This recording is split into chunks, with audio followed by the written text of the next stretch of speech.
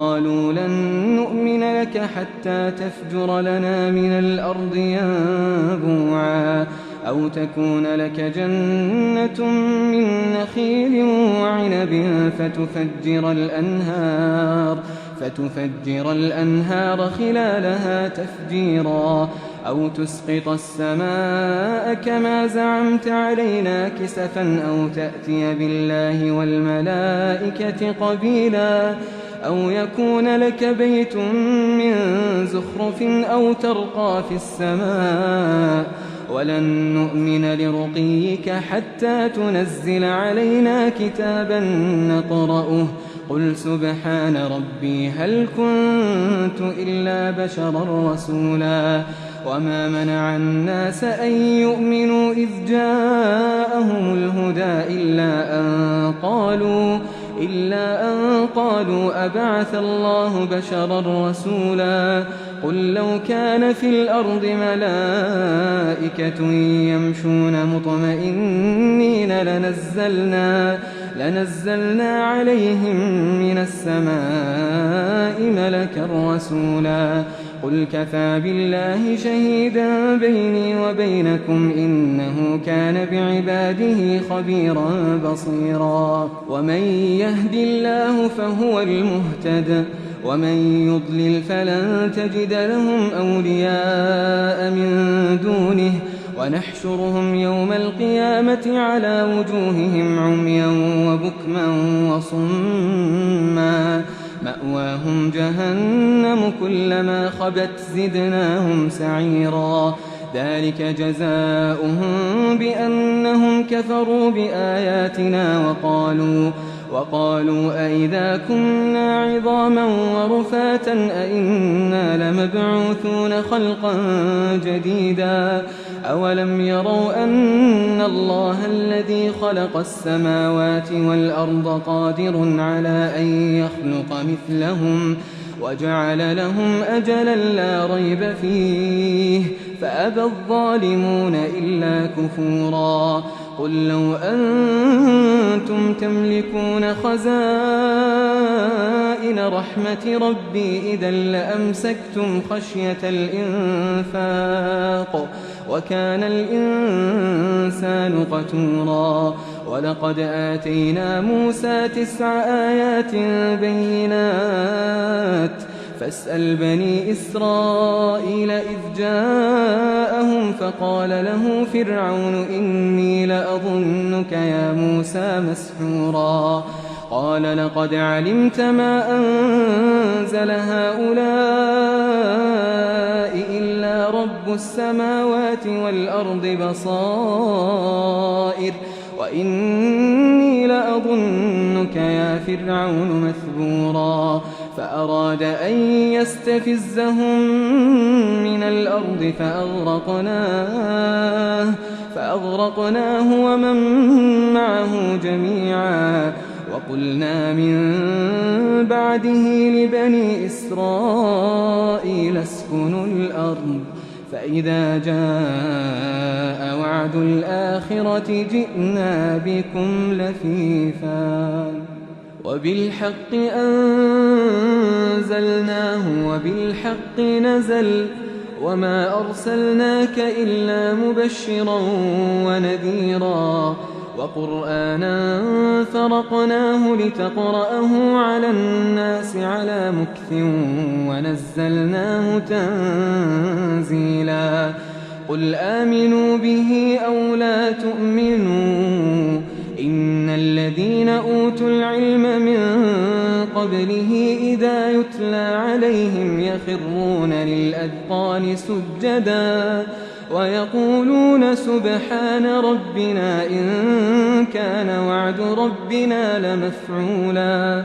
ويخرون للأذقان يبكون ويزيدهم خشوعا قل ادعوا الله أو ادعوا الرحمن أيما تدعوا فله الأسماء الحسنى ولا تجهر بصلاتك ولا تخافت بها وابتغ بين ذلك سبيلا قل الحمد لله الذي لم يتخذ ولدا ولم يكن له شريك في الملك ولم يكن له ولي من الذل وكبره تكبيرا.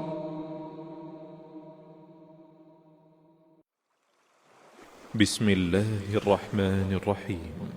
سبحان الذي أسرى بعبده ليلا من المسجد الحرام إلى المسجد الأقصى الذي باركنا حوله لنريه من آياتنا إنه هو السميع البصير.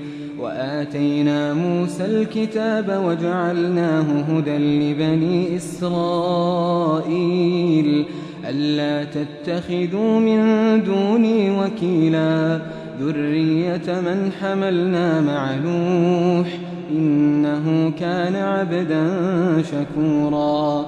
وقضينا إلى بني إسرائيل في الكتاب لتفسدن في الأرض مرتين ولتعلن علوا كبيرا. فإذا جاء وعد أولاهما بعثنا عليكم عبادا لنا أولي بأس شديد فجاسوا خلال الديار وكان وعدا مفعولا. ثم رددنا لكم الكرة عليهم وأمددناكم بأموال وبنين وجعلناكم أكثر نفيرا. إن أحسنتم أحسنتم لأنفسكم وإن أسأتم فلها. فإذا جاء وعد الآخرة ليسوءوا وجوهكم وليدخلوا المسجد كما دخلوه أول مرة وليتبروا ما علوا تتبيرا. عسى ربكم أن يرحمكم وإن عدتم عدنا وجعلنا جهنم للكافرين حصيرا. إن هذا القرآن يهدي للتي هي أقوم ويبشر المؤمنين الذين يعملون الصالحات أن لهم أجرا كبيرا.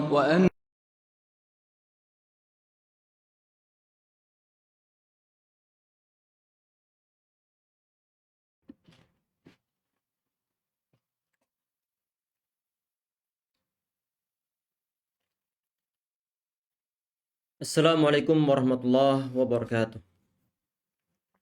Bismillahirrahmanirrahim. Innal hamdalillah nahmaduhu wa nasta'inuhu wa nastaghfiruh wa na'udzu billahi min shururi anfusina wa min sayyiati a'malina may yahdihillahu fala mudilla lahu wa may yudlilhu fala hadiya lahu. Wa asyhadu an la ilaha illallah wahdahu la syarika lahu wa asyhadu anna Muhammadan abduhu wa rasuluh thumma amma ba'd. Ikhwah, sahabat-sahabat semua yang insyaallah dirahmati oleh Allah Subhanahu wa taala.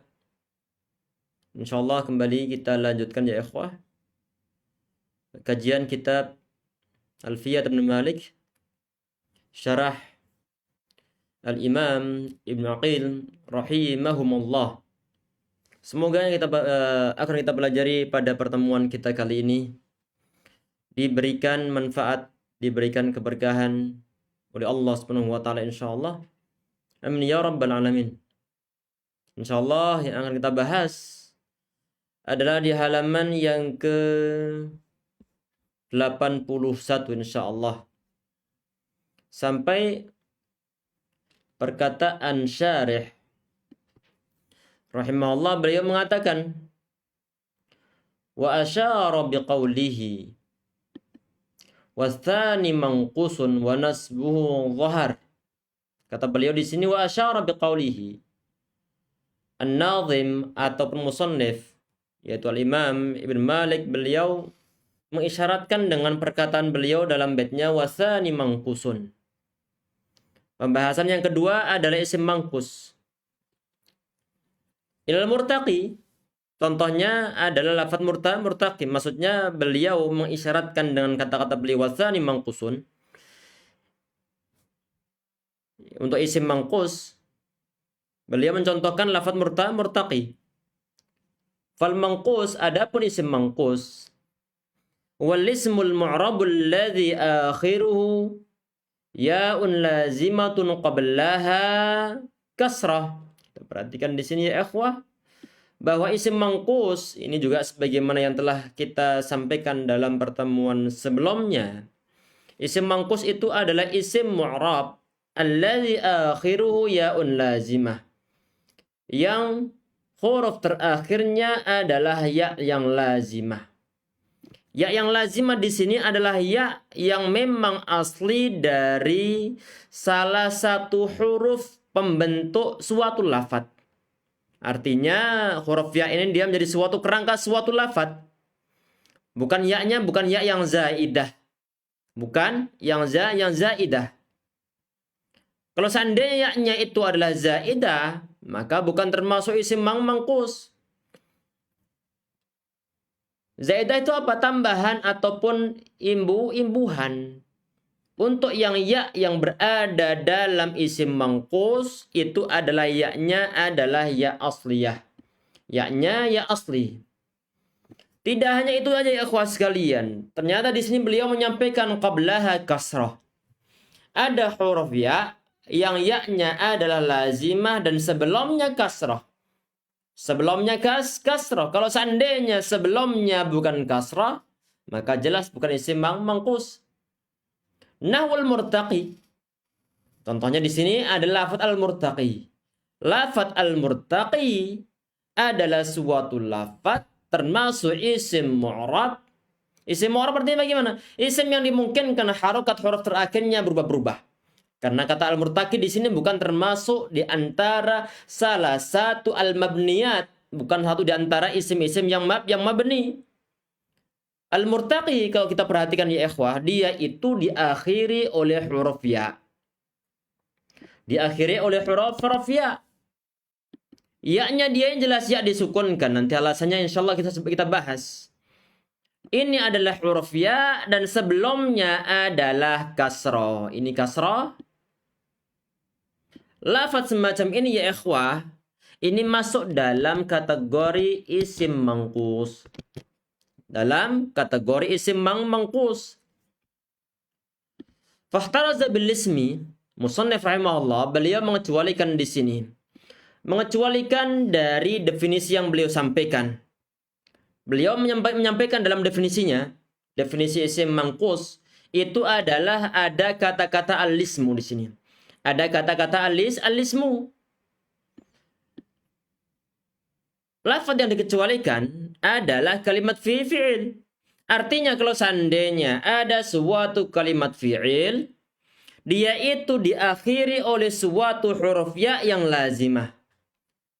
Sebelumnya dia kasroh, maka dia bukan termasuk isim mu'rab. Karena fi'il. Fi'il bukan suatu kalimat isim. Sehingga dikecualikan dengan perkataan al-ismu ini. Dikecualikan adalah dari fi'il. Contohnya di sini adalah yarmi. Yarmi artinya adalah melempar bisa ataupun menembakkan. Melempar, menembakkan. Ada sebagian menggunakan kata menuduh. Kita perhatiin di situ, yarmi diakhiri oleh huruf ya. Dan sebelumnya dia adalah harakat kasrah. Ini secara lahiriahnya dia ini sepertinya kok ada tanda-tanda isim manqus. Ternyata bukan, karena kata yarmi dia bukanlah kalimat isim. Karena kata yarmi dia adalah kalimat fi'il. Sehingga tidak bisa disebut sebagai isim manqus. Wabil mu'rabi. Dan juga beliau mengecualikan dengan kata-kata beliau di sini ada kata-kata al-mu'rab. Ini tadi dalam definisinya ada al-ismul mu'rab. Yang dikecualikan apa ya? Berarti yang dikecualikan adalah kebalikan dari isim mu'rab, yaitu isim mabni. Berarti untuk isim mabni tidak ada istilah isim manqus. Walaupun huruf terakhirnya berupa huruf ya dan sebelumnya berupa kasroh. Karena isim manqus itu adalah masuk dalam kategori isim mu'rab. Isim yang dimungkinkan harokat huruf terakhirnya untuk berubah-berubah. Tergantung nanti amil yang mendahuluinya. Nahwu contohnya adalah kata alladzi. Alladzi termasuk isim mausul. Isim mausul termasuk yang mabni. Sehingga kalau termasuk isim mabni maka dia bukan termasuk isim mangkus. Karena isim mangkus adalah termasuk isim yang mu'rab. Wa biqaulina kasrah wa biqaulina kasrah qablaha kasrah, dan dengan perkataan kami qablaha kasrah. Dalam definisinya beliau menyebutkan qablaha kasrah. Ini yang qablaha kasrah. Yang dikecualikan bagaimana? Adalah untuk lafat-lafat yang diakhiri oleh huruf ya, sedangkan sebelumnya bukan kasrah. Di antaranya apa? Misalnya di antaranya adalah sukun allati qablaha sukun. Maka itu pun bukan termasuk isim mangkus. Contohnya apa? Kata dhabiyun. Kata dhabiyun ya ikhwas sekalian, ada suatu isim mu'rab. Memang dia isim mu'rab karena bukan termasuk isim mabni. Memang dia diakhiri oleh huruf ya. Ya-nya termasuk ya yang lazimah. Ya yang asli. Tetapi syarat terakhir tidak terpenuhi. Berupa apa? Berupa untuk isim mangkus, huruf sebelum akhirnya ataupun sebelum huruf ya-nya harus dikasrohkan. Sedangkan kata dhabiyun tidak dikasrohkan. Dia itu diapakan? Dia disukunkan. Sehingga kata dhabiyun dia bukan termasuk isim mangkus. Termasuk juga kata romiyun, memang diakhiri oleh huruf ya, cuman sebelumnya dia sukun bukan kasroh, sehingga dia bukan termasuk isim mangkus. Fahadha mu'tallun, ini adalah termasuk isim mu'tal. Isim mangkus pun termasuk isim mu'tal ya ikhwas sekalian. Cuma perbedaannya kalau isim mangkus punya hukum tersendiri. Dalam keadaan rafa sama jar ditandai dengan harokat muqaddarah. Dalam keadaan nasab ditandai dengan fathah zahirah. Ini kata dhabiyun sama romyun, dia itu diberlakukan sebagaimana isim sahih. Sebagaimana yang sahih, artinya bagaimana? Saat dalam keadaan rafa ditandai dengan dhammah, ja'a dhabiyun misalnya. Saat dalam keadaan nasab ditandai dengan fathah, ra'aitu dhabiyan. Saat dalam keadaan jar ditandai dengan kasrah, marartu bi dhabiyyin, dikasrahkan. Artinya saat harokat, 3 harokat ini, baik rafa, dhabiyun, ataupun dhabiyan nasab, ataupun dhabiyyin yang dalam keadaan jar, artinya harokatnya ini kelihatan perubahan tanda i'rabnya. Maka ini artinya bahwa kata dhabiyun dan juga kata romyun itu diberlakukan sebagaimana isim yang sahih. Sebagaimana isim yang sahih. Sebagaimana kata ja'a Zaidun, ra'aitu Zaidan, wa marartu bi Zaidin. Dan dendon. Harokatnya kelihatan, harokatnya bisa kita dengarkan. Bisa kita ucapkan. Sebagaimana dhabiyun, dhabiyan, sama dhabiyin. Fi raf'ihi bi dhammah. Dari segi apa di sini ikhwas sekalian? Jadi kata beliau, fahadha mu'tallun. Ini adalah isim mu'tal. Jarin majras sahih, yang dia itu berlaku ataupun diberlakukan sebagaimana hukum isim yang sahih. Dari segi apa? Fi raf'ihi bi dhammah. Di saat dalam keadaan rafa ditandai dengan dhammah. Ja'a Zaidun sama dengan ja'a dhabiyun. Sama-sama jadi fa'il, hukumnya rafa ditandai dengan dhammah. Wa nasbuhu atau wa nasbi di sini. Wa nasbi bil fathah, dan nasabnya dengan fathah. Misalnya di saat kata dhabiyun dia menjadi maf'ulun bihi. Ra'aitu dhabiyan. Anda melihat dhabi, mungkin artinya rusa ya ikhwah. Nanti bisa antum lihat di kamusnya insyaallah. Kemungkinan rusa. Wa nasbi bil fathah, tanda nasabnya dengan fathah. Ra'aitu dhabiyan. Berarti di sini ada dhabiyun, ada dhabiyan. Berarti hukumnya sebagaimana hukum kata Zaidun yang merupakan suatu isim yang sahih. Merupakan isim yang sahih. Isim sahih itu isim yang bagaimana? Isim yang huruf terakhirnya berupa huruf yang sahih, artinya tidak berupa alif ataupun waw ataupun huruf ya. Kita lanjutkan ya ikhwas sekalian. Wa hukmu hadzal manqusi. Hukum isim mangkus ini, kata beliau, annahu yadhhuru fihi nasbu. Isim mangkus ini ya ikhwah, nasab di dalamnya itu nampak. Artinya bagaimana? Nampak dari segi dari segi tanda i'rabnya. Contohnya apa? Ra'aitul qadiyah. Ana melihat sang qadi. Ana melihat hakim, melihat qadi. Qadi di sini ya ikhwas sekalian, kalau kita perhatikan, al-qadiyah dia posisinya adalah sebagai maf'ulun bihi. Hukum maf'ul bihi adalah nasab, tanda nasabnya adalah fathah. Kenapa dipilih fathah? Yang dipilih fathah karena dia itu isim mufrad, dan isim mufrad di saat dalam keadaan nasab ditandai dengan fathah. Kata qadiyah di sini memang dia isim mangkus. Saat dia menjadi maf'ul bihi yang hukumnya nasab, tanda nasabnya apa? Ditandai dengan fathah. Apakah fathahnya bisa dibaca? Naam, bisa dibaca qadiyah. Apakah fathahnya nampak? Naam, fathahnya nampak. Kita kelihatan di sini. Kita sangat melihat ada fathah di sini. Apakah saat ada orang mengucapkan harokat fathah di sini, ada orang mendengarnya, bisa mendengarnya? Naam. Asal orang tersebut dia telinganya dalam keadaan normal, bukan termasuk tunarungu, akan bisa mendengarnya qadiyah. Ra'aitul qadiyah. Maka di sini bisa disimpulkan bahwa harokat fathah yang dimiliki oleh al-kata al-qadiyah sebagai tanda nasab itu adalah fathah zahirah. Fathahnya fathah yang nampak. Wa qala Allah Ta'ala, Allah Subhanahu wa taala berfirman, ya qaumana ajibu da'iyallah. Ajibu da'iyallah, wahai kaum kami. Ajibu, kalian ikutilah, kalian sambutkah da'iyallah, penyeru ke dalam agama Allah Subhanahu wa taala ataupun dai-dainya Allah Subhanahu wa taala. Kata da'iyallah itu dia termasuk isim mangkus. Karena kenapa? Diakhiri oleh huruf ya. Sebelumnya adalah kasroh. Sebelum kasroh. Dan da'iyah dia itu sebagai maf'ulun bihi, hukumnya adalah nasab dengan tanda nasab yang berupa fathah. Sehingga kata da'iyah Allah di situ bisa disimpulkan bahwa itu tanda nasabnya ditandai dengan fathah zahirah. Dengan fathah zahirah. Wa yuqaddaru fihi raf'u wal jarru li thaqlihima al-ya. Dikira-kirakan di dalamnya, dalam apa ini? Dalam kata ataupun dalam isim mangkus. Apa yang dikira-kirakan? Rafa dan juga jarnya. Tanda rafa dikira-kirakan, tanda jar juga dikira-kirakan. Kenapa kok dikira-kirakan? Karena alasannya adalah berat. Lisqaliha.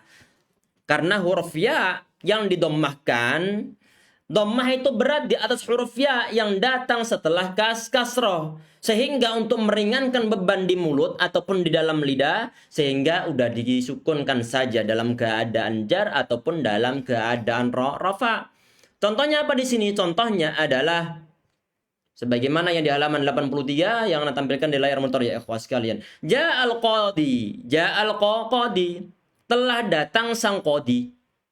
Qadi di sini ikhwas sekalian, dia ini termasuk isim mangkus karena diakhiri oleh huruf ya dan sebelumnya berupa kasroh. Sebelumnya berupa kasroh, maka dia adalah isim mangkus di sini. Dia termasuk isim mangkus. Berhubung kata al-qadi di sini dia sebagai fa'il ataupun subjek, maka hukum subjek ataupun fa'il adalah rafa. Tanda rafa'nya apa? Tanda rafa'nya adalah dhammah. Kalau ditanya ja'al qadi, antum bilang tanda rafa'nya adalah dhammah. Mana dhammahnya? Al-qadi enggak ada dhammahnya, Ustaz. Maka jawabannya apa? Jawabannya adalah kita kira-kirakan saja. Kita taruh di otak kita, kita bayangkan saja kalau seandainya tidak ada suatu alasan dhammah berat di atas huruf ya yang datang setelah kasroh, niscaya dhammahnya akan ditampakkan. Tetapi berhubung dhammah tersebut keberadaannya berat, berada di atasnya huruf ya yang datang setelah kasroh, maka untuk meringankan beban lidah bagaimana? Disukunkan saja huruf ya-nya. Huruf ya-nya disukunkan. Dari ja'a al-qadiyu menjadi ja'al qadi. Disukunkan huruf ya-nya. Alasannya berat. Walaupun dia sebagai fa'il. Mestinya ja'al qadiyu. Tetapi berat. Seandainya dipaksa untuk mengucapkan kata al-qadi, orang Arab bisa ya ikhwah. Sangat bisa. Cuma mereka sering mengulang-ulang kata al-qadi dalam percakapan mereka, dalam istilah mereka, sehingga mereka pun berat untuk mengucapkannya. Ribet daripada al-qadi, lebih baik al-qadi saja. Ja al-qadi, al-qadi. Disukun huruf ya-nya.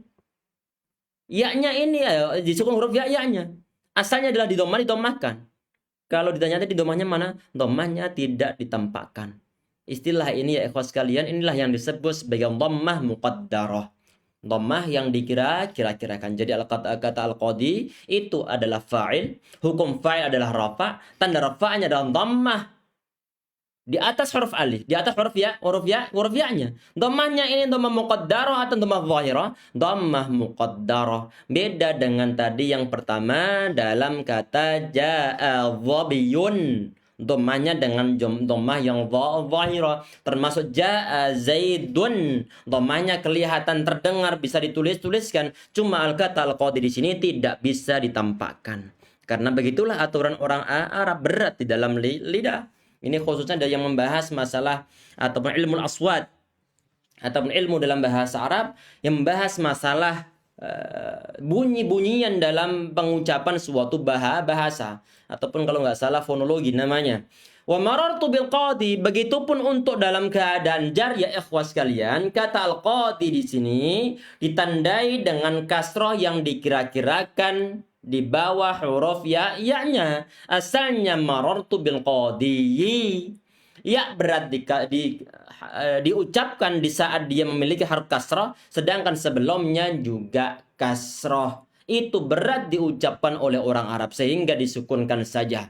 Berarti bil qadi adalah ismul majrurun bil ba. Adalah isim yang dijarkan dengan ba, wa alamatu jarrihi, dan tanda jarnya adalah kasratun muqaddarah. Kasrah yang dikira-kirakan pada huruf ya-nya. Kenapa kok dikira-kirakan? Karena alasannya ada berat. Fa'alamatur raf'i, jadi alamat rafa'nya adalah dhammah muqaddarah alal ya. Jadi dhammah yang dikira-kirakan di atas huruf ya. Wa alamatul jarri kasratun muqaddaratun alal ya. Begitupun saat dalam keadaan jar ditandai dengan kasroh yang dikira-kirakan pada huruf ya. Alasannya adalah berat. Berarti ya ikhwas sekalian, kesimpulannya untuk isim mangkus di sini di saat rafa sama di saat jar ditandai dengan harokat yang dikira-kirakan, i'rab yang dikira-kirakan, i'rab takdiri namanya. Sedangkan dalam keadaan nasab ditandai dengan fathah zahirah. Fathah zahirah berarti yang berkurang untuk ditampakkan itu adalah dua harokat ya ikhwah. Yang nampak satu yaitu saat nasab, sedangkan yang tidak ditampakkan adalah saat dalam keadaan rafa sama jar. Berarti kalau harokat itu ada tiga macam, dhammah, fathah, kasrah sama dhammah. Berarti yang asalnya tiga, yang dikurangi dua. Tinggal satu yang nampak. Yang dua dikurang tadi itu, yaitu dhammah sama kasrah.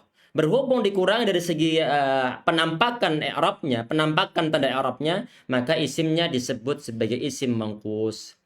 Karena sebagian harokatnya dikurangi untuk ditampakkan. Ini sebagaimana disampaikan oleh sebagian ulama tentang alasan kenapa isim mangkus kok disebut sebagai isim mangkus. Kemarin yang udah kita bahas, ada dua alasan, diantaranya adalah tadi ini yang kita sampaikan. Ini yang kita bahas di dalam dua paragraf ini ya ikhwas sekalian. Sebelum kita bahaskan untuk paragraf yang terakhir, ada satu pembahasan yang sangat penting ya ikhwah. Yang mana pembahasan ini mungkin sebagian di antara kita susah untuk membedakan antara qadin sama qadi sama al-qadi. Perhatikan, ini kayaknya kita punya tiga lafaz ya ikhwah. Nanti ini kalau sebagian teman mungkin ada yang belum nyambung, semoga disambungkan suatu saat nanti insyaallah. Sebentar, nanti tampilkan.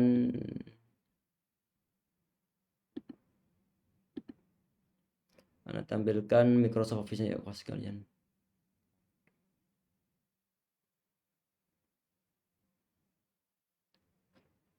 Afwan tadi ini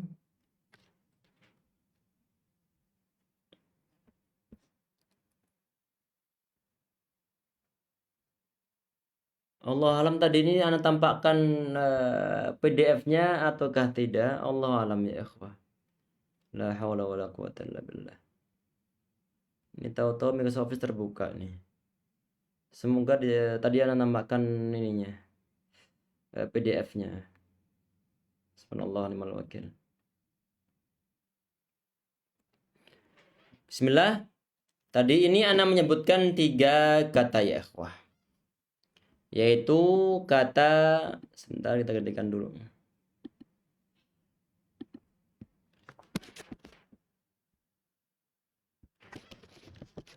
Qadi. Qadi. Ada lagi qadin. Ada lagi al-qadi. Ini kalau di modelnya begini ya ikhwas sekalian, dan kata qadi tidak ada sambungan apa-apa, maka penulisan yang semacam ini jelas adalah penulisan yang salah. Yaitu kata qadi yang disertai dengan ya yang disukunkan dan dia tidak ada alnya. Ini adalah penulisan yang salah dalam tata bahasa Arab. Ada 2 kemungkinan di sini ya ikhwas sekalian. Kalau seandainya kita itu memberikan huruf ya-nya, maka nanti alnya perlu diberikan. Kenapa alasannya kok nggak diperbolehkan qadi dengan disukunkan huruf ya-nya? Maka di sini ya ikhwas sekalian, kita perlu membahas tentang asal usul kata qadin. Nanti saat kita membahas asal usul kata qadin, nanti akan sampai dalam pembahasan qadi yang tanpa al tetapi ya-nya disukunkan, diberikan di situ, ditetapkan huruf ya-nya. Nanti akan tahu alasannya kenapa kok nggak diperbolehkan menulisan huruf ya dalam keadaan nakirah semacam itu. Sekarang perhatikan ya ikhwah. Ini untuk kata qadin. Ini kita menggunakan beberapa ataupun mengkombinasikan beberapa ilmu bahasa Arab untuk mengetahui asal usulnya. Karena di antara ilmu-ilmu bahasa Arab itu sangat rekat hubungannya antara satu dengan yang lainnya. Termasuk pembahasan kata qadin di sini ya ikhwas sekalian. Ada masuk pembahasan ilmu arud di dalamnya. Ada pembahasan ilmu i'lal di dalamnya. Ada pembahasan ilmu-ilmu yang lain. Secara singkat saja ya ikhwas sekalian. Kita bahas secara singkat insyaallah untuk kata qadin.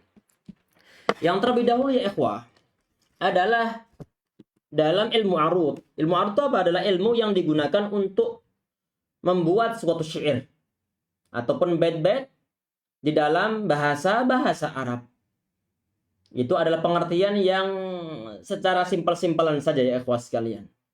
Dan di antara kaidah ataupun kaidah yang digunakan untuk membuat ataupun mengikutkan suatu lafaz ke dalam suatu pola, itu adalah dengan menggunakan kaidah. Kaidahnya apa? Ma yuntaq yuktab wa ma la yuntaq la yuktab.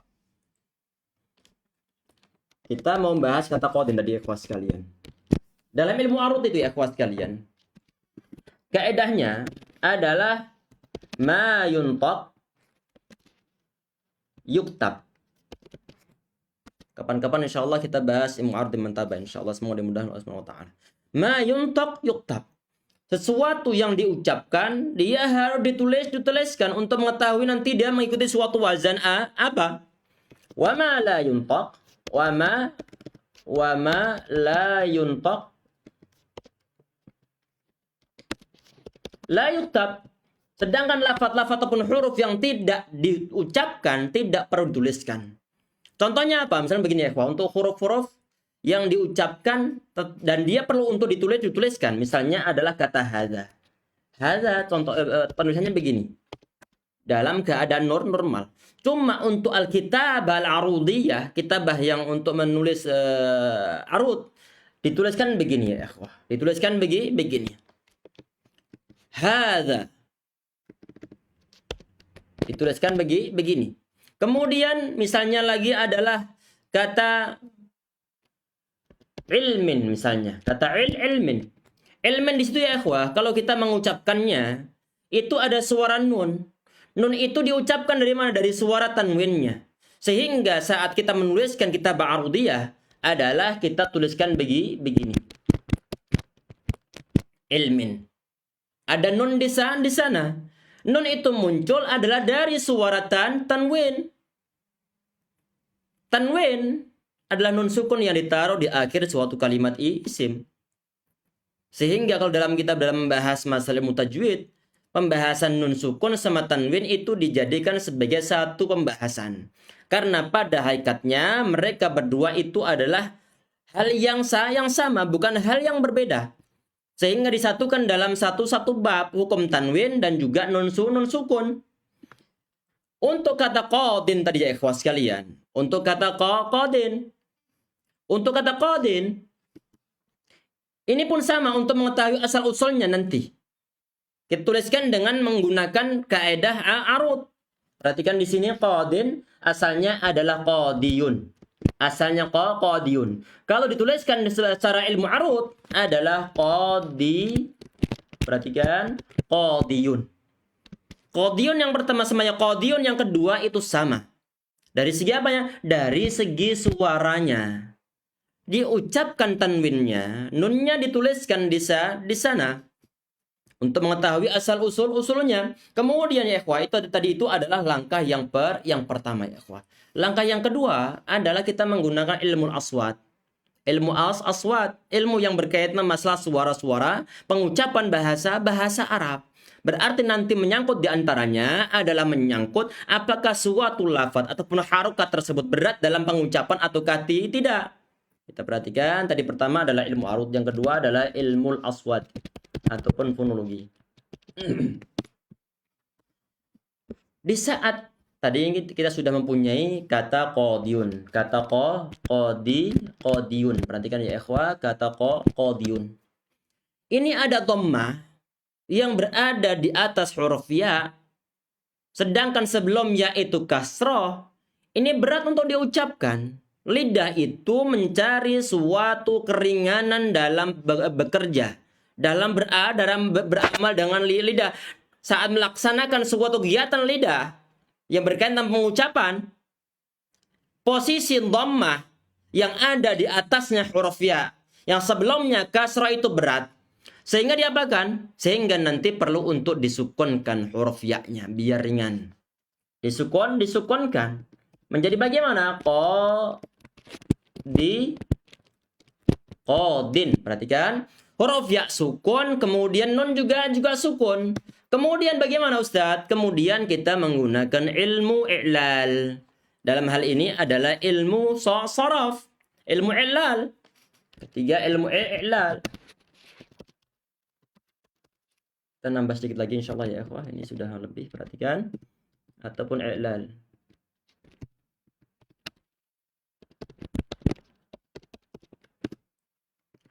Sekarang ilmu i'lal ya ikhwah. Di antara kaedah yang digunakan adalah tentang masalah iltiqa'us sakinain. Bertemunya dua sukun. Perhatikan di sini, kita tuliskan dulu tadi hasil terakhirnya. Bertemu dengan dua sukun. Iltiqa'us sakin di sini ya ikhwah, ada kaedah yang terdapat dalam ilmu nahwu, ilmu sharaf dan juga ilmu tajwid. Untuk menghindari pertemuan dua sukun di sini ya ikhwah, di antara kaedah yang digunakan adalah kalau huruf pertama itu adalah huruf illah termasuk huruf ya di sini, dan huruf yang kedua adalah huruf yang sahih, maka huruf illah perlu untuk dibuang. Perlu untuk dihapuskan. Ataupun nanti kalau seandainya juga huruf yang sahih, di antara kaedah digunakan adalah huruf pertama nanti diberikan suatu harokat, misalnya wa ulaika humul muflihun. Asalnya hum sama al-muflihun. Memnya disukunkan, lamnya disukunkan, ada alif ataupun hamzah wasal di sana. Mem bertemu dengan lam sama-sama sukunnya dan sama-sama huruf sahihnya, maka huruf sahih yang pertama perlu untuk diberikan suatu harokat untuk menghindari takhul masakinain. Untuk menghindari dua sukun. Berhubung yang bertemu sukun di sini adalah huruf ya termasuk huruf illah, maka huruf ya-nya nanti perlu dibuang. perlu dibuang. Kok yang dibuang kok bukan huruf nunnya Ustadz? Huruf nun itu ya ikhwah, itu adalah huruf yang didatangkan adalah untuk menandakan bahwa suatu kalimat itu adalah kalimat isim. Tadi karena nun di sini asalnya adalah tanwin. Kita buang huruf nunnya. Kita buang huruf ya ikhwah. Ini sudah bisa meraba insya Allah sampai di sini. Kemudian yang keempat ya ikhwah, baru kemudian kita menggunakan penulisan imla yang biasa dalam keadaan standar. Karena tadi itu kita minjem kaedah yang dimiliki oleh ilmu arud. Dengan tanwin kita tuliskan berupa huruf nun. Berhubung saat ini dalam ilmu yang kita bahas saat ini, kita tidak belajar ilmu arud, sehingga nunnya kita kembalikan. Kemana? Ke bentuk aslinya, yaitu tanwin. Qadin. Dari nun, kita kembalikan ke tanwin. Sekarang kita perhatikan ya ikhwas sekalian. Untuk tadi alasan pembuangan huruf ya, itu adalah alasannya iltiqa'us sakinain. Adalah bertemu dua sukun. Di sini nih. Alasannya adalah bertemu dengan dua sukun. Sukun ya sama sukunnya huruf nun. Sehingga bagaimana? Sehingga sangat tidak diperbolehkan kita itu menuliskan begini ya ikhwah. Dalam keadaan kata qadi dia isim nakirah. Karena mau nggak mau nanti akan kita berikan tanwinnya. Karena tanwinnya adalah sebagai tanda kalimat isim. Termasuk isim nakirah dia bertanwin. Dan ini nggak diperbolehkan. Kecuali kalau seandainya kata al-qadi dia itu adalah ma'rifah. Afwan ya ikhwan. Naam. Jazakumullah khair Ramadan. Naam. Perhatikan, kecuali kata qadi ini ya ikhwan tadi ini. Kata qadi di sini ini nggak diperbolehkan. Karena kenapa? Karena kata qadi di sini isim nakirah. Isim nakirah adalah bertanwin. Tanwin diberikan untuk memberikan suatu tanda bahwa lafadz qadin ini adalah isim nakirah, sehingga nggak diperbolehkan saat kita menyebutkan kata qadi disertai dengan huruf ya tanpa ada tanwinnya dan tidak ada alnya. Ini nggak diperbolehkan. Ini nggak diperbolehkan. Kalau seandainya penulisannya begitu, jelas penulisan yang salah. Berarti bagaimana? Silahkan menggunakan kata qadin. Qadin. Ini yang benar. Apakah ada unsur kebenaran Ustaz kalau seandainya kita menyebutkan kata qadi? Nah, ada unsur kebenaran dari segi apa? Dari segi kalau seandainya kata qadi dia itu menjadi suatu mudhaf. Menjadi suatu mudhaf. Misalkan qadil Madinah. Qadil Madinah. Yaitu seorang qadinya kota Madinah. Ini baru benar. Kenapa? Karena qadil Madinah sudah menjadi suatu isim ma'rifah. Tidak perlu ada tanwinnya. Jelas insyaallah ya. Semoga yang kita bahas ini sekedar penambahan ya. Ini kelebihan ini Masya Allah. Jarang-jarang kita yang melebihkan begini. Tadi ini karena sudah terlanjur kita membahas kata qadi. Ada penyebut kata qadi. Sekalian kita bahaskan untuk penjelasannya ya ikhwah sekalian. Jadi kalau seandainya kita menggunakan kata qadi sebagai contoh suatu penulisan buku nahwu, di saat dia dalam keadaan nakirah, jangan sampai dikasih ya. Jangan sampai dikasih ya. Kalau seandainya Anda perlu untuk mendatangkan contoh isim mangkus Ustaz, silahkan berikan al, kemudian diberikan huruf ya-nya. Caranya begitu. Al-qadi, ataupun qadi antum berikan mudhafnya. Biar qadi tidak menjadi nakirah. Kalau menjadi nakirah, maka tuliskan qadin saja. Dan itu biasanya para ulama memasukkan kata qadin yang dengan bertanwin, diantaranya dimasukkan dalam pembahasan tanwinul iwad. Ataupun tanwin iwad anil harfi. Tanwin yang didatangkan sebagai pengganti dari huruf ya yang dibuang. Walaupun di sini khilaf di antara para ulama yang pernah kita bahas ya ikhwah sekalian, apakah tepat kalau kata qadin itu tanwinnya adalah tanwin iwad anil harfi yang sudah kita bahas di bab tanwin. Silahkan nanti melihat rekamannya di kajian sebelumnya ikhwah sekalian. Semoga bermanfaat ya ikhwah sekalian yang kita bahas dalam pertemuan kita kali ini. Mohon maaf kalau pembahasannya untuk malam ini agak panjang sedikit. Semoga membawa kemanfaatan, membawa keberkahan kepada kita semuanya insyaallah, khususnya bagi teman-teman yang menghadiri kajian ini insyaallah, amin ya rabbal alamin. Saling berdoa ya ikhwah, semoga kita semua dalam lindungan Allah Subhanahu wa taala, semoga segala kegiatan kita dimudahkan, diberkahi oleh Allah Subhanahu wa taala insyaallah, amin ya rabbal alamin. Allah alam tadi, semoga aja layarnya yang PDF Anda tampakkan dari awal. Allahu alam. Tahu tadi saat kita membuka OBS-nya sudah terbuka Microsoft Office-nya.